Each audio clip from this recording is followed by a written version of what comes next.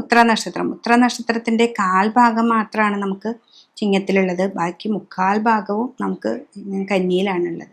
അപ്പോൾ കാൽഭാഗമുള്ളവരെ സംബന്ധിച്ച് അഷ്ടമത്തിലാണ് ശനീശ്വരൻ വന്നിരിക്കുന്നത്. 11 നമുക്ക് വ്യാഴം വന്നിട്ടുണ്ട്, 7 രാഹുവാണ്, ലഗ്നത്തിൽ തന്നെ കേതുവാണ്.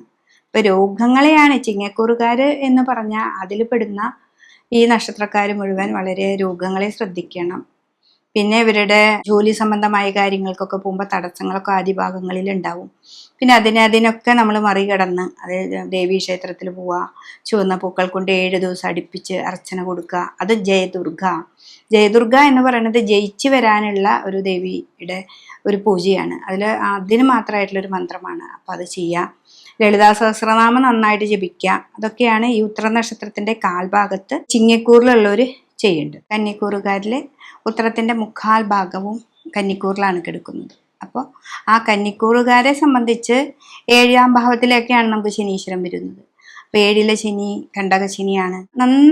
ശനീശ്വരനെ നന്നായിട്ട് കർമ്മത്തിൽ വളരെയധികം ശ്രദ്ധിച്ച് മുന്നോട്ട് പോവുകയാണെങ്കിൽ 7ലെ ശനിയാണ് ഭയങ്കര ദോഷം ചെയ്യും എന്നൊക്കെ പറഞ്ഞാലും ശനിയെ ഞാൻ ഇത്രയും ജാതകമൊക്കെ നോക്കുന്നതിൽ ശനീനെ എപ്പോഴും നന്നായി സ്നേഹിക്കുകയും നമ്മുടെ കർമ്മത്തിൽ വളരെയധികം നല്ല രാശിയിലാണ് ശനി നിൽക്കുന്നത്. എന്താണെന്ന് വെച്ചിട്ടുണ്ടെങ്കിൽ ഈ ശനീശ്വരൻ നിൽക്കുന്ന വ്യാഴം നിങ്ങൾക്ക് 10ാം ഭാവത്തിലാണ് നിൽക്കുന്നത്.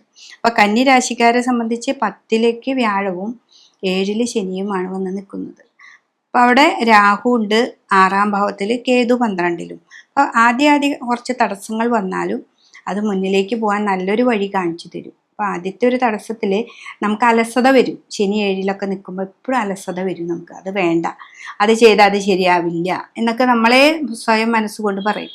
അങ്ങനെയല്ലാതെ നമ്മൾ മുന്നോട്ട് പോകണം. നമുക്ക് കുട്ടികളിലൊക്കെ 1 വട്ടം 2 വട്ടം 3 വട്ടമൊക്കെ ശ്രമിച്ചാലാണ് നമുക്ക് വിദേശത്തേക്ക് പോകാനോ അല്ലെങ്കിൽ ഒരു PSCയുടെ അതായിട്ടുള്ള കാര്യങ്ങളൊക്കെ നമുക്ക് വരുന്നത്.